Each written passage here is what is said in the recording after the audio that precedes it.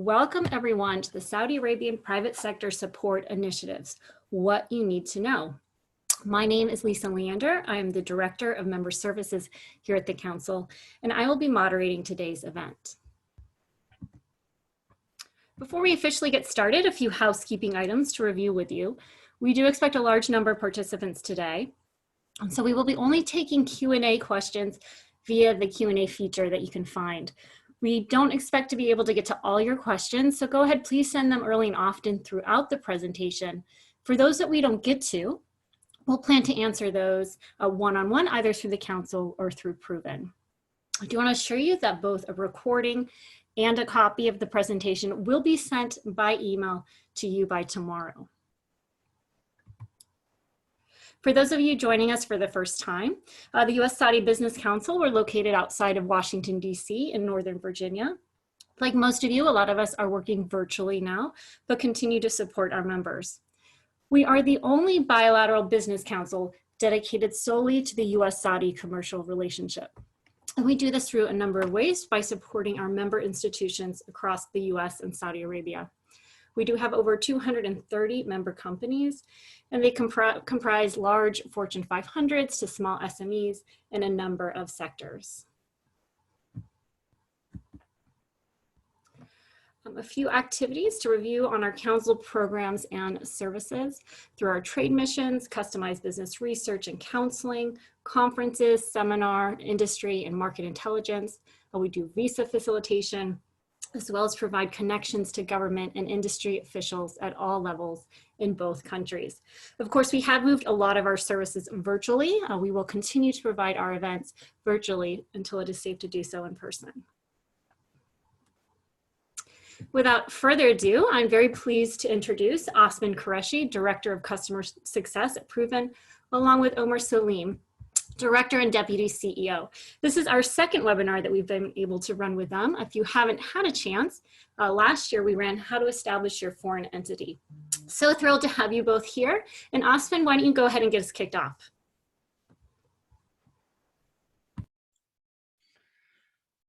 Thank you, Lisa, for your kind introduction. My name is Osman Qureshi, and I hope everyone is doing well today.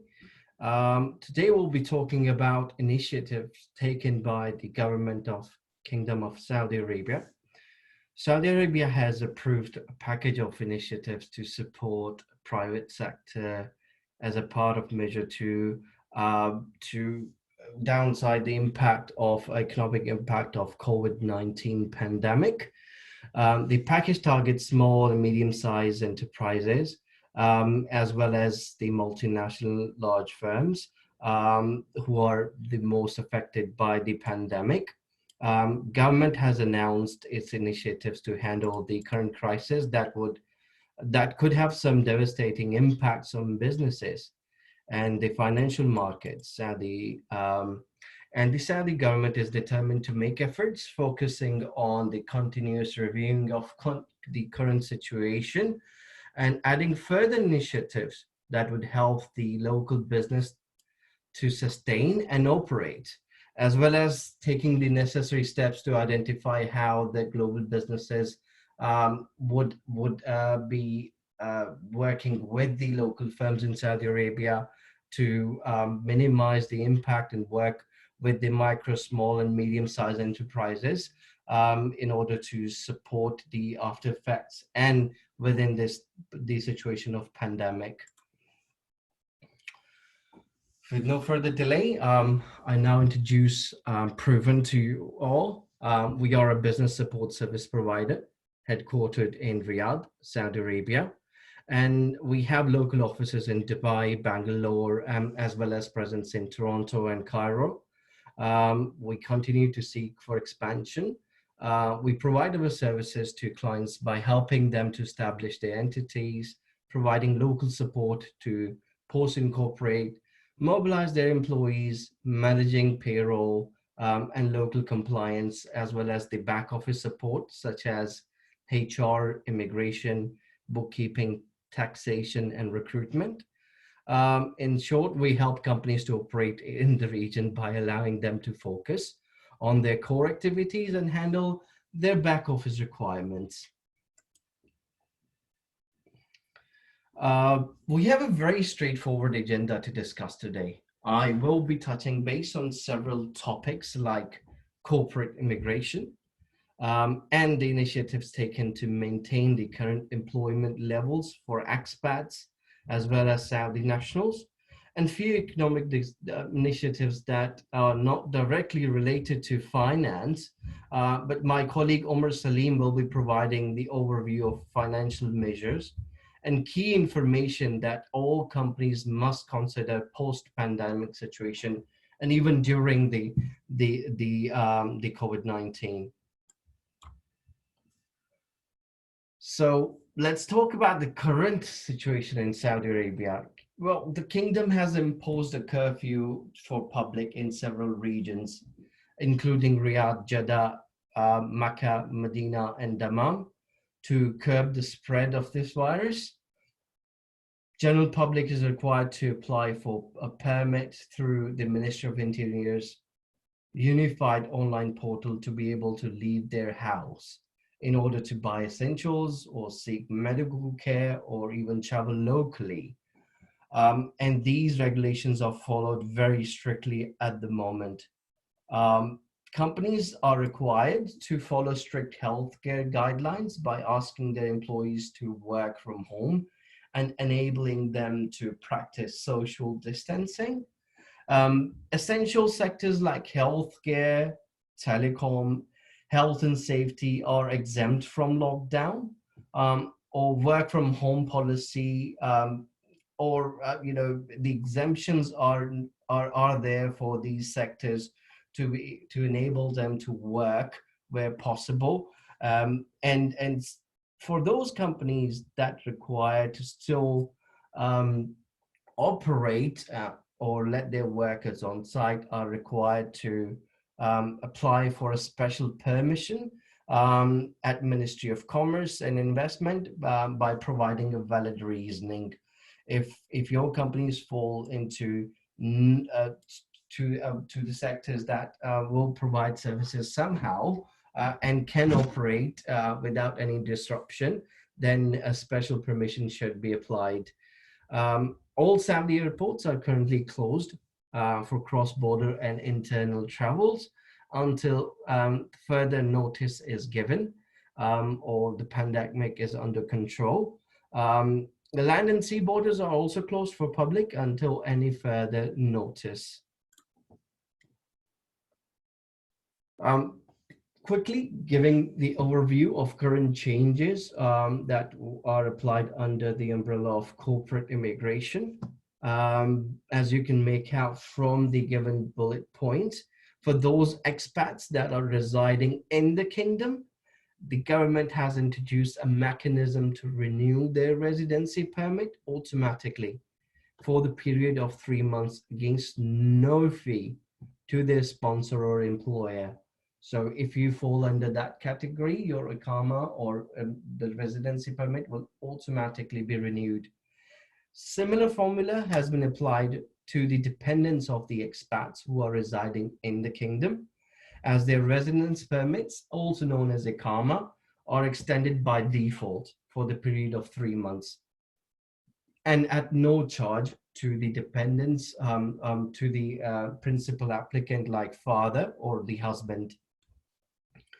As you know, that the dependence levy was quite a significant fee, but do not worry about it. It will be automatically renewed, and the information will be available through the citizen and citizens portal known as Upshur. Anyone can log into that website or through the app on the phone and monitor that their Iqama is automatically renewed if your Iqama expiry falls between the end of March until the end of June 2020. There are no further information if whether this will continue or will be extended, but if the situation is not under control, these deadlines can be extended, and the auto renewal will be applied.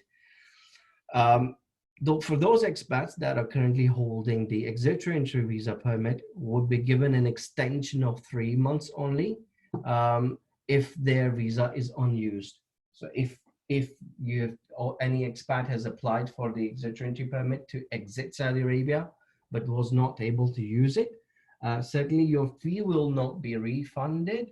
However, the period of will be extended for another 3 months by default without having to waste the time that is given to you through that visa. And for those expats that are currently living outside of the kingdom and have a valid exit entry visa, are given an allowance to obtain an extension of their exit entries visa upon its expiry only, to be able to return to Saudi Arabia and join the work once the travel restrictions are lifted. Employers will be refunded the full amount that they have paid in a form of a government fee to obtain the block visas. Bear in mind, block visas are only required for those workers who are based or residing outside of the kingdom and require a new visa to enter Saudi Arabia.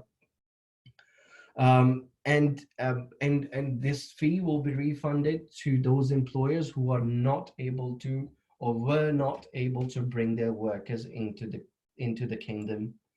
And for any expat who wants to leave Saudi Arabia or cancel his or her visa, will be given a special cancellation visa by the immigration authority known as Jawazat, once they are able to secure a flight to back home.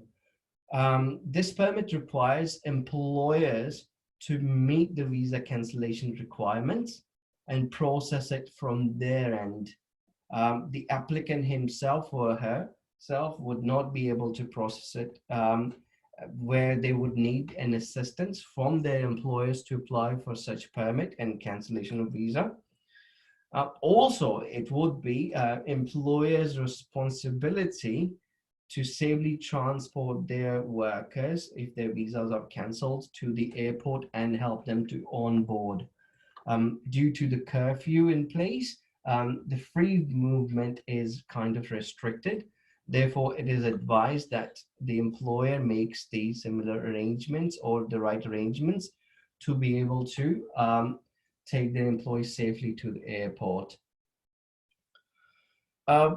Now, pandemic has a great impact on the employment all around the world, and Saudi Arabia is taking a step further to make sure that they are able to support the businesses. And due to economic downside of pandemic, employers are greatly impacted. And in some cases, employees too, as they are not able to perform the full spectrum of work at home. Even though if they don't have kids like I have, they can't deliver the work. There's something serious to look at. And in such case, employers and employees can come into a mutual agreement on temporary basis to reduce working hours and salary compensation to prevent job loss or any redundancies.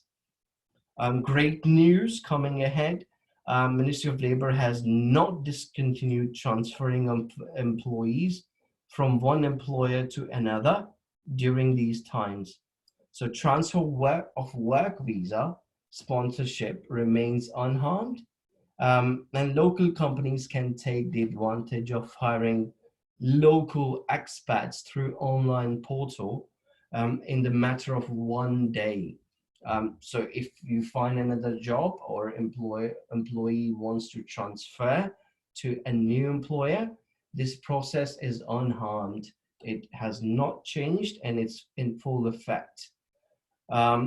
To enable companies managing workforce shortfall, and that means if you have got a project but you can't deliver it because you are short of your workforce at this stage, businesses can lease employees from other organizations by coming up to a mutual agreement and using a GEAR portal to temporarily use other companies' workforce. This arrangement also provides advantages to the companies that are not able to currently make use of their workforce. So me being an employer, if I have an extra workforce, that I'm not making any use of, rather than letting them go and performing redundancies, I can lend my workers to another company through the Agile portal and making sure that they are being paid as per the agreement. And that agreement can be enforced and uploaded into the Agile portal through a contractor agreement or against a scope of work. Lastly, Ministry of Labour has eased the transfer of expat workers sponsorship process by actually letting the expats transfer their work visas without the permission to the new employer. If the employer is not able to pay their wages or comply with the contractual terms, um, in such cases, employees can transfer the work visa to a new employer without filing for a dispute in current times, because courts are not working in full spectrum and the capacity is very limited. Therefore, without having to wait for the decision, workers can transfer their visa to the new employer and work.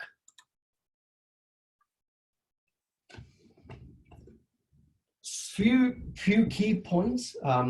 There was a lot to cover in this section, so we are trying to summarize what has changed or what would be the most relevant information.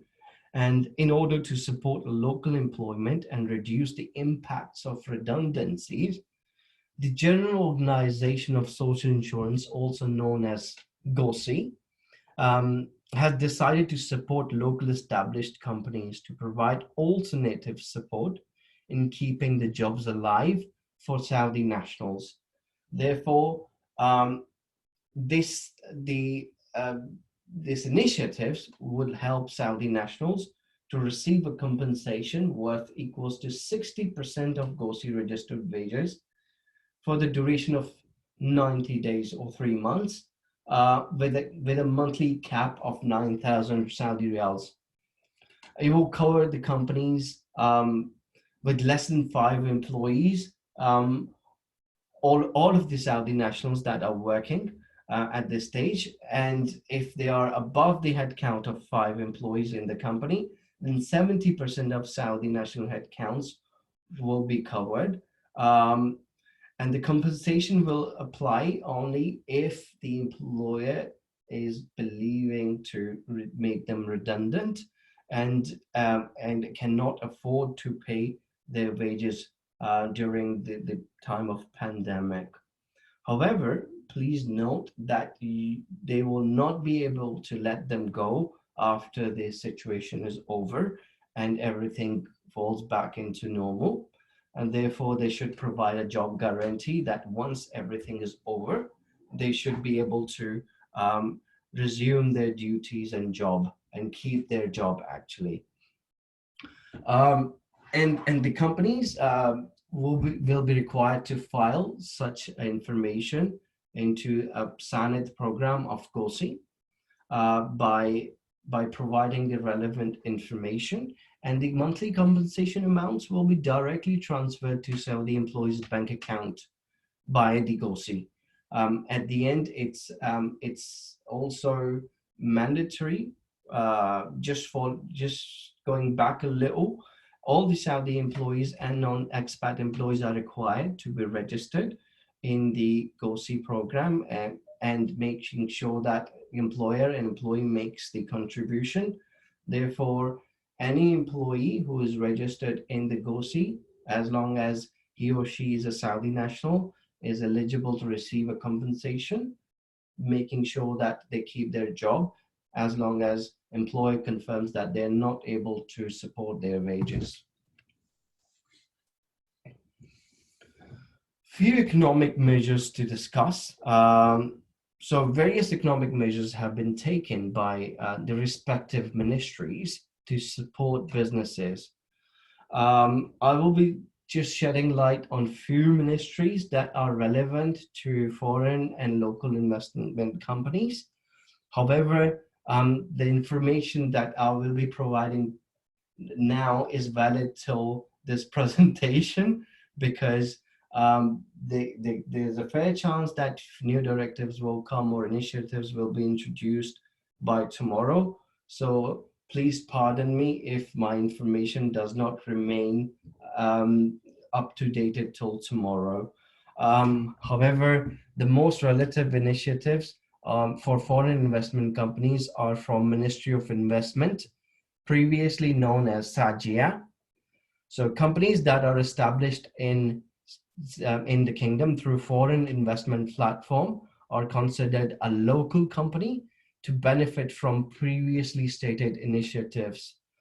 An initiative that only applies on the small-sized companies, and by small-sized companies I mean having 9 or less employees, would not be applicable to foreign investment company. So if you're a foreign investment company established in the Kingdom of Saudi Arabia, having the size of 10 and above, all the initiatives that I've mentioned before and will be mentioned by my colleague are applicable and can benefit from this. Moving further, Ministry of Commerce will be providing the renewal certificates of companies' commercial registration trade license if the license expires during the period of 9th March to 16th of June. However, they will be renewing the licenses, but collecting the fees later on. They will be postponing the fee collection, and validity of the license would be usual 12 months at this stage. Company office premises. So municipality, Ministry of Municipality is the one that really helps to provide the premises licenses to the businesses. And premises licenses are required to operate an office. Due to the current situation, in-person visits are not possible. Therefore, Ministry of Municipality and Civil Defense will be providing exemption for the approval for a limited time and postponing any payments against the government services and fees due during the period of 3 months. And the 3 months period is 19th of March to 16th of June.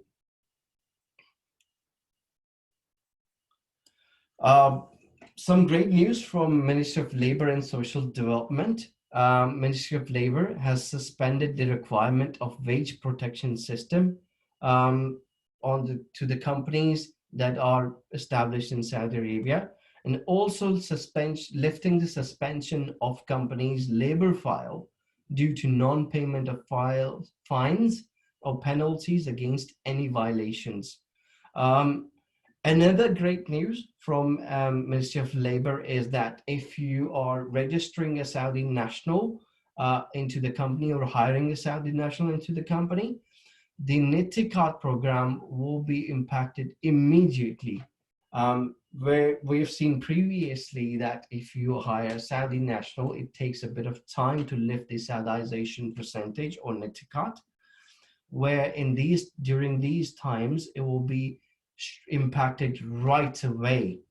So that's a great initiative that would help companies to uplift their Nitikat and come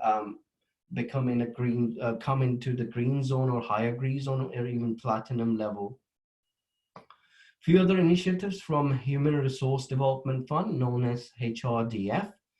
HRDF support program will provide support to the job seekers in private sector, assuming a percentage of their monthly wage of an employee of them that they have been taking since July 1st, 2019 until July 1st, 2019. Therefore, they will take out the percentage that they have been taking in the past and provide them with the support for job seekers support, as well as they will also be providing their extended support to the women workers who are not able to work during these times, as well as workers with disabilities. So this program really would help the job seekers to to enable themselves and survives during these times. Some information I'd like to share about the customs. Saudi customs will provide direct approval for a period of 30 days in the exchange of providing a bank guarantee for next 3 months, and also setting a necessary criteria for extending the custom duty collection period with any documentary obligation for the most affected activities.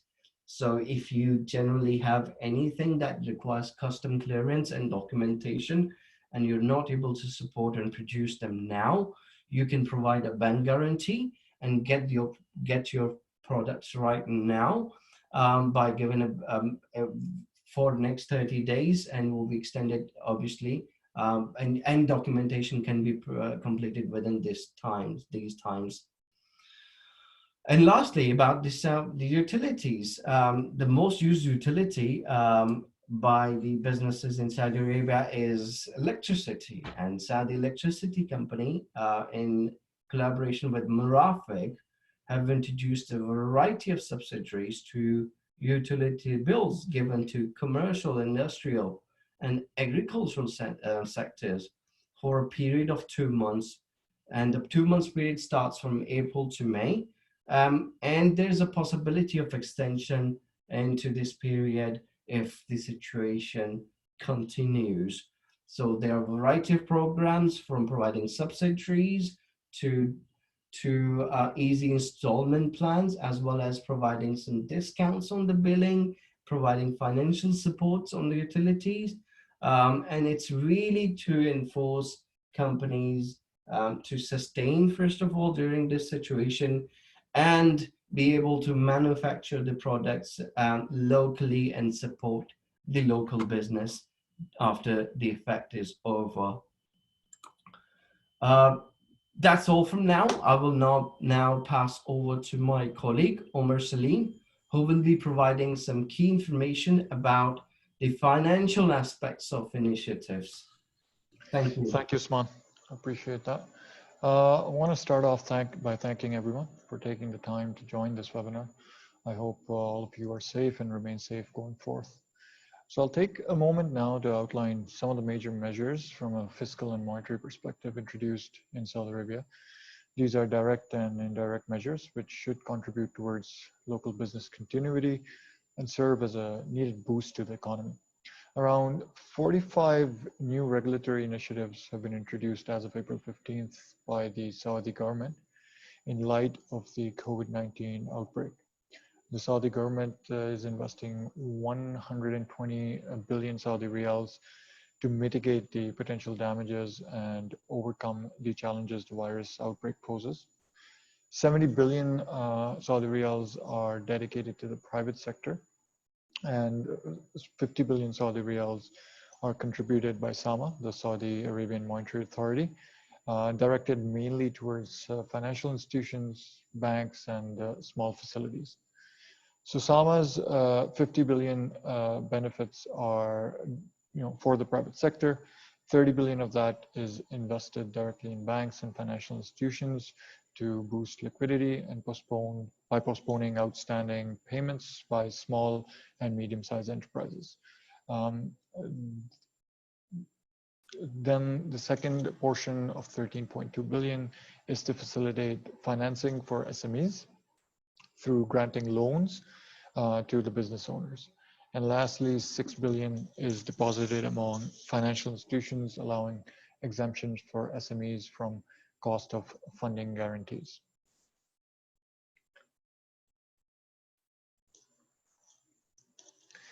The General Authority for Zakat and Tax Gazette also announced a series of initiatives allowing flexibility in regulations between the time period of March 18th to June 30th, 2020. So all GSDT fines are cancelled for companies currently registering for tax regulations. Most companies are filing their taxes in Q1 of 2020. The payment for Zakat can be delayed, thereby providing some financial flexibility in terms of cash flow. Similarly, a number of fines have been suspended, which include late payments on installments, amendments of declaration, non-cooperation of taxpayers, and examination fees. So this is a really good window for companies which for any reason had non-compliance in prior periods to complete their pending filings right now without incurring fines in most areas. So this could have been, due to misinformation, lack of governance, etc. But it's a very decent time to go in and sort of get everything in order. In addition, GSAT will also be accepting installment payments, installment requests on any amounts that are due from taxpayers if they meet the requirements for the above mentioned.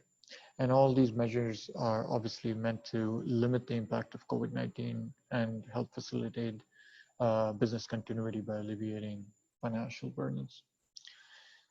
Okay, so 30% of employee salary will be paid during the first and second year of employment.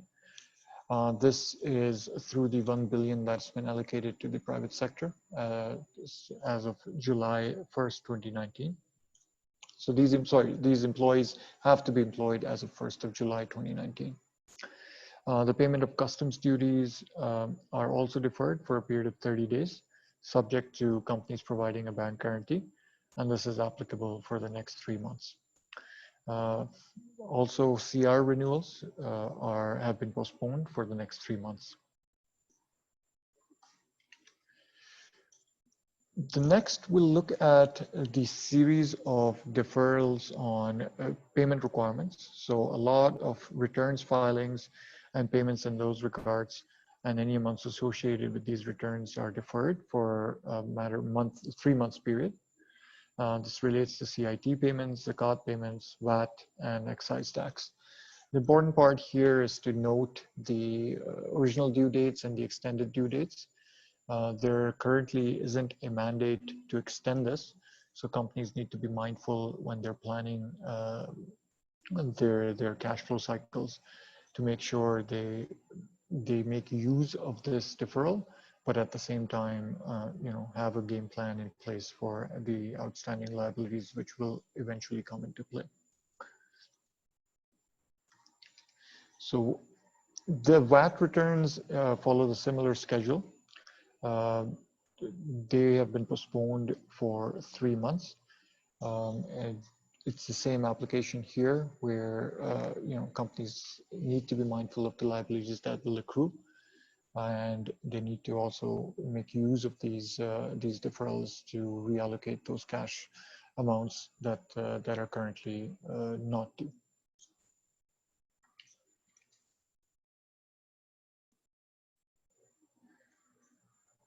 Quarterly VAT returns follow the similar schedule. It's only applicable for the first quarter of 2020, and the original due dates will return back on Q2 submissions. The deferral of VAT on imports does not require submitting any applications to GSET. There will be a system-enabled mechanism of deferring the payment of tax for those who are VAT registered until June 30th, 2020, provided that the deferred tax is recognized during the tax return for the same tax period in which the date of import took place. The GOSI, General Organization for Social Insurance, announced significant measures with respect to support for Saudi workers in the private sector, as outlined by Osman in the earlier section. GOSI have also announced that all establishments will be exempted from any fines for late payments or filings of February and March 2020 contributions.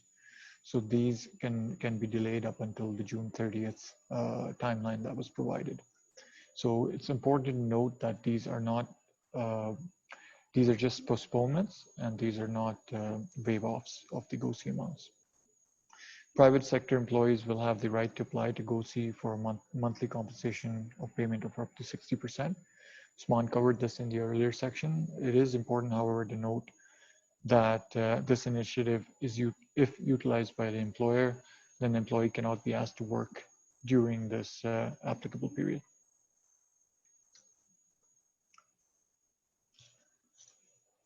Finally, there have been some exemptions and initiatives introduced for the industrial sector by MODAN. For example, extending all operating licenses of producing factories for an additional period till the end of 2020. Exemptions from financial compensation for contract amendments for the year of 2020. Extending the period of completion of requirements for the issuances and renewal of industrial licenses for a period of 60 days for licenses which expired during the period of business suspension, thereby allowing investors an extended time and limit to help them meet the necessary requirements. So these were some of the initiatives and measures discussed in this webinar, but there are basically two major focal areas to everything that we've discussed so far.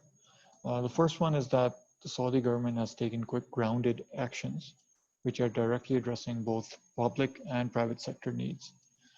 These should help cushion the negative pressures on the businesses and the economy as a whole due to COVID situation.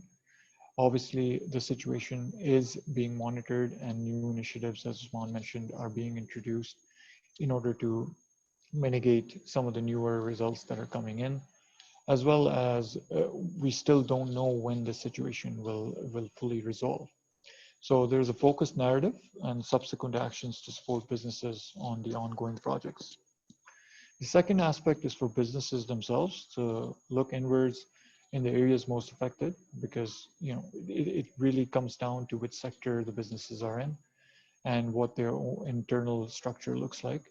So most companies will be focusing on cash flow pressures, workforce and human capital operations, supply chain disruptions, legal and regulatory compliance. And it's up to them to best figure out how to utilize these available incentives to not only maintain current business continuity, but also see the downstream impact of these measures on their business in the coming months. So I'd like to thank all of you again for taking the time to attend this webinar. We will move over to the Q&As now, but given the limited time frame, we will do our best to answer as many questions as possible. Please, however, do reach out to us after if you want to discuss in more details any queries that you might have. I'll hand over the Q&A session to Lisa. Thank you so much, Osman and Omer, for coming to present for us and everyone joining us as well. We've had a number of questions come in, and I do want to caveat those before we jump into it. As they mentioned, things are changing rapidly in response, and we're trying to keep up. But of course, a lot that we won't be able to answer because we are not, neither of us are the Saudi government. So we'll do our best to answer for what we know and what we know right now. But also encourage Osman and Omer that perhaps it's more of where to find information. And we'll try in our follow-up email, and I'll work with Proven as well, to send as many links as we can so that you can follow and track these changes as well. So we've had a lot of questions come around visas, so I'm going to put these together and again give our knowledge as we do process Iqama and commercial visas on our end. And from what we understand, we have been able to continue processing visas, but as of last Friday, the embassies in DC, Los Angeles, and Houston are open, but only to support Saudi citizens. Osman or Omer, have you heard anything on the ground or anything recently in regards to trying to help people process new Iqamas, or if there's any updates in processing travel visas? Absolutely. Well, it's a great question and most relevant at this stage where people are kind of strangled outside of the kingdom and want to get in, and same vice versa, people want to leave Saudi Arabia and meet their loved ones. So during these times, Saudi consulates are entirely focusing on extraditing and bringing their citizens back home safely as quickly as possible. The consular activities are suspended until further notice. So Saudi embassies and consulates will not be providing support to extend exit entry visas or even getting the new Iqama stamped. However, if you're not able to bring the employees or workers into the kingdom, and you sort of fear that your visa will not be utilized, employers can apply for a full refund of a fee to Ministry of Labor and Social Development. through their online portal and receive the amounts. On the other side, for those workers who are outside the kingdom and their exit entry visas have expired, they do not have to worry. Once the consulates come back into the action and the situation is all over, the employers can actually log in into the Ministry of Interior website and apply for an extension of exit entry visa. And they also don't have to worry about the IQAMA renewals, because if the IQAMA expires whilst they are living outside of the kingdom, the IQAMA will be automatically renewed for a limited period of time until the situation is over. So once everything's over and sorted out, consulates, Ministry of Interior, the Jawazat, known as the Immigration Authority, will work together and provide the further guidelines how to extend the visas to bring the workers back to the kingdom and resume the work, as well as process the block visas. The validity of block visa is for 1 year. So if the visa is not stamped and worker is still interested into coming into the kingdom and working for the employer, visa still can be utilized. Meanwhile, obviously, nobody's sure about how long this will take and when the situation will be over. But once it's over, consulates and embassies will work in full spectrum and provide such support. So from your understanding, Osman, especially for those who are concerned because they're trapped in a different country and their exit visa is expiring, they don't have to do anything to renew it right now. Your understanding is that when things settle down, that there will be an opportunity to log in and extend it and request it. But that's going to happen at a later date. Exactly. Rightly said. Thank you. Next question, can you tell us a little bit more about what is considered essential? For example, is oil and gas industry considered essential? Such information will be present either by the Aramco directly and also by the Ministry of Commerce and Investment. For now, what information we have is regarding to the essential services that are required to transport the goods, provide the supplies to the markets, commercial markets to meet the essential needs, healthcare, as well as the security department. If there are any further developments, definitely those will be published, and we hope to publish that on our website soon once we have the solid information. If you are related to the service sector or industry sector that might come into the essential services under that umbrella, then yeah, you can raise a direct query to Ministry of Commerce and Investment to obtain the clarification. We can do that if it's needed, and anyone can reach out to us to perform further investigation. And this question, a little bit more specifics around what the curfew exemptions and how the curfew works. Omer, I know you're joining us from Riyadh. Perhaps you can tell us a little bit more. For example, is there an app that people are given, or is there a piece of paper that people use in order to know that they're under exemption? Sure. So as of today, there's been basically a subsequent increase in the mobility limitations that were enforced. So initially, it was a lockdown or curfew, but that was extended to 24 hours. And there was a bypass to it where your local area, which was actually, you could search on Google Maps as well, that was open for essential needs such as groceries, pharmacies, medical needs. And if you wanted to go further, maybe to a hospital or something, there's an app called Aspany, which is the Red Crescent app. And you could request a approval, a permit to travel to the hospital, given obviously you had a case to back that up. Now, as of tomorrow, there's been a further directive to essentially limit mobility on grocery shopping, other basic essentials. And there is a website. We will be sharing that shortly on our website, on our blog, where you can go in and apply for a permit. This is now sort of similar to the system that Dubai had adopted. So this is obviously not for commercial purposes. This is for personal purposes.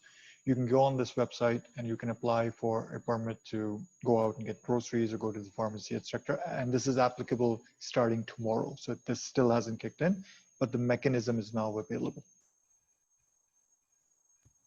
Thank you. This question comes from Osman. And again, we cannot forecast or guess, but understanding what we know now, he understands that there is a new initiative to postpone customs duties without guarantee. Can you explain who is eligible for this? But perhaps any background or insight in regards to customs duties, or where to look to see changes? Sure.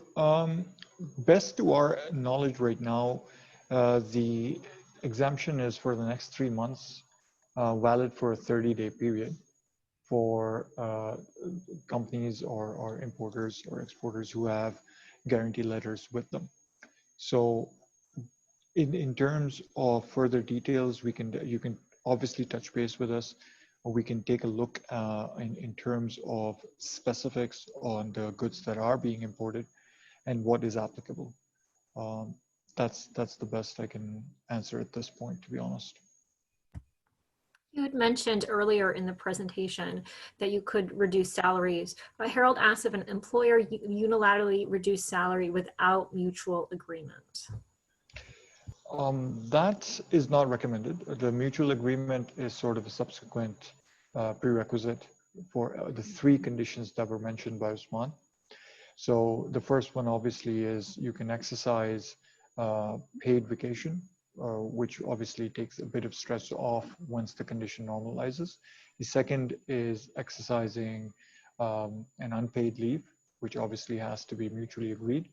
And the third condition is going with the Go HRDF and Sanat program, where 60% of the employee's salary is covered and they go on a leave. And if none of these are agreed upon, then you have a basis at least for reducing salaries. Now, in terms of actually reducing salaries, the mandate that was given is initially you couldn't really modify a fixed term contract within the year, but now the exception is that you can reduce the working hours mentioned in the contract, which subsequently reduces the salary of the employee or that contract. And obviously this has to be agreed upon. And secondly, it has to be substantiated and backed up. There has to be a logical and rational methodology. For example, if you've got an accounting department which isn't being utilized right now, then it should be applicable to all the employees in that department. And this is obviously just an example, not to be taken literally, but you cannot just reduce the hours of one employee without due reason, of course. Thank you. For those companies that are struggling to manage cash flows and those having a difficult time, what recommendations can you give for obtaining financing? I mean, it depends on the size of the company, the sector they're in, the kind of difficulties they're facing. As I mentioned in one of the slides, that the first thing we need to do as a company is look inwards and sort of map these initiatives out to the various areas that you have within the company. So just because some of these initiatives are offered for the Saudi employees, we should see how that applies to the Saudi employee base, and then subsequently maybe move some of that, some of those savings over to the expat section and see how to better utilize that. In terms of applying for loans, there are various programs. It depends on the size of the organization. SAMA obviously is focusing on the SME part, and the mainstream banks have been offered about 70 billion to increase liquidity through loans and loan extensions. So it just depends on the dynamic and the size of the organization, the sector you're in. And it would be either through the smaller SME programs or through the mainstream financial banks.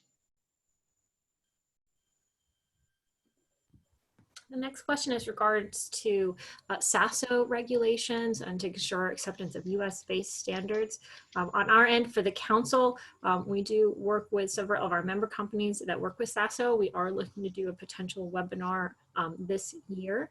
But is there any comments from Osman or Omer on sort of SASO regulations or any changes related to COVID-19? For now, there are no changes observed at this stage. However, we have not been updated on the specifics of SASA requirements at this stage. So far, we've discussed initiatives that were made public, and we have not observed any other information at this stage. Otherwise, it would have been lots to cover at this point. We can always look into the specifics, as mentioned by Omer previously, and take one-on-one questions that require further investigation and contacting the relevant ministry or the department at this stage. But we do not have any information, solid information that provides the outline of any initiatives under the territory of SASO. As oil prices have dropped to $12.50 and could hit single digits soon, how will this impact KSA's ability to fund its many large state infrastructure projects such as Qiddiya and NEOM? And I do just want to say from our end that NEOM is a member of the council, and we do work closely with Qiddiya as well. And we are looking to collaborate with them more and provide information more on where their perspective is. And again, it's hard to speak on others' behalf, but Osman or Omer, any comments you want to make to that question? I mean, it's a valid question. Outside of the COVID-19 situation, there have been a number of talks and discussions, analysis on the same. I mean, we're all following the oil prices pretty closely and the volatility in the market with respect to the increased supply. It's a pretty macro level question. It comes down to a number of factors. Of course, it will create impacts on the deficit that the current budget is announced, and if the prices continue to drop, that deficit goes larger, and obviously we dip into the reserves that are available. That being said, I think it's correlated to the current COVID situation, how quickly we come out on the other side, how quick the bounce back is. You know, it's really hard to sort of project any figures at this stage, I think, while we're in the thick of it. But it really comes down to you know, where the low demand side is given the next 4 to 6 to 8 months. Thank you. We have about time for 2 more questions. So if we have any other lingering questions, to send them in. We have had a number of questions asking about specific information for finding a partner or for finding a joint venture. I encourage you to go ahead and send those to me by email. Those are better for one-on-one as they're very specific. I'm happy to work in regards to sending you to the right location to find partners, to find other opportunities as well. And again, another question regarding to visas, and I think that you made it clear, but just to ratify, especially those that are disappointed that they've signed new contracts, they're trying to get new US folks on the ground to complete the contract, but at this point, there's absolutely no visas and no travel from your understanding, regardless of how critical it is to send the staff out there. Indeed, and that's to consider that, you know, the penalties on the contracts that were to be applied if the project is delayed from the provider side are no longer in effect. So if you're not able to bring the workers on the ground or bring them from elsewhere to the kingdom, it certainly puts a blockchain, and there you have the problem coming up where you can't deliver the scope of work. However, be mindful of the current situation. Everyone understands that the health is the most important factor at this stage.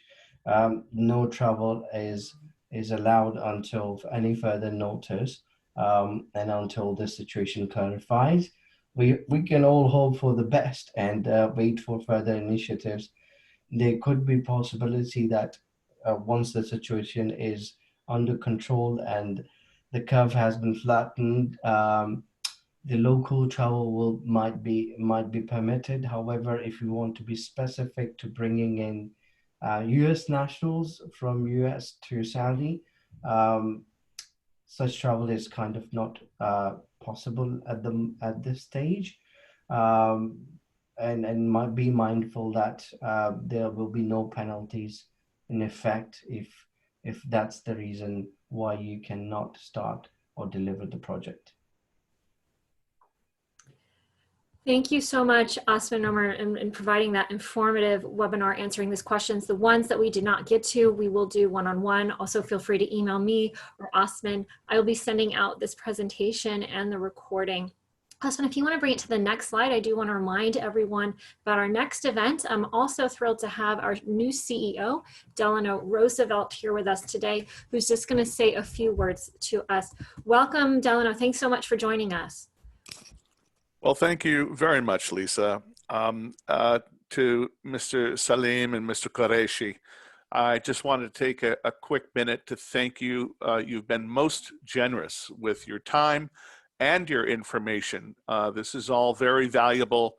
The 75 to 100 participants that are on this call today, most of them have a pretty strong handle on what's happening within the kingdom. However, with all the changes that take place almost on a weekly basis on a ministerial level, then there's the rumor mill.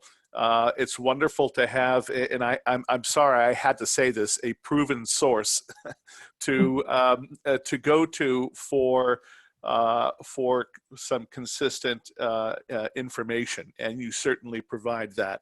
So from all of us at the U.S. Saudi Business Council, we thank you for your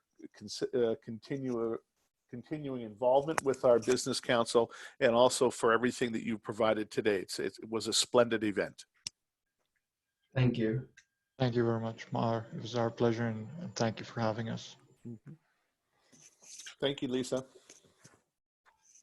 Thank you, everyone. And I hope you join us for our next webinar, B20 Saudi Arabia Initiative to Address COVID-19 on April 29th, 1 p.m. You can register on our website, and please do feel free to email us. Stay safe, stay healthy, stay well, and have a very good week.